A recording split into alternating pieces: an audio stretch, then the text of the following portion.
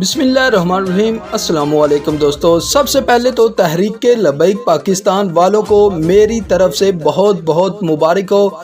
नाज़रीन, इस वक्त की सबसे बड़ी खबर आपके साथ शेयर करने वाला हूं कि हुकूमत हार चुकी है और तहरीक-ए-लब्बैक पाकिस्तान जीत चुकी है। मज़ीद आगे बढ़ने से पहले इस चैनल को सब्सक्राइब करें, वीडियो को लाइक करें और इस वीडियो को ज़्यादा से ज़्यादा शेयर करें। तहरीक-ए-लब्बैक पाकिस्तान वालों के लिए इस साल की सबसे बड़ी खुशखबरी सामने आ रही है। जी नाजरीन, हंगामी तौर पर यह फैसला कर लिया है कि तहरीक-ए-लब्बैक पाकिस्तान के सरबराह अल्लामा साद हुसैन रिजवी को रिहा किया जाएगा और साथ साथ अभी तक जो अपडेट हैं उनका नाम 4th शेड्यूल से निकाल दिया गया है और अगले जो 24 आवर हैं उनमें किसी भी वक्त अल्लामा साद हुसैन रिजवी को रिहा कर दिया जाएगा।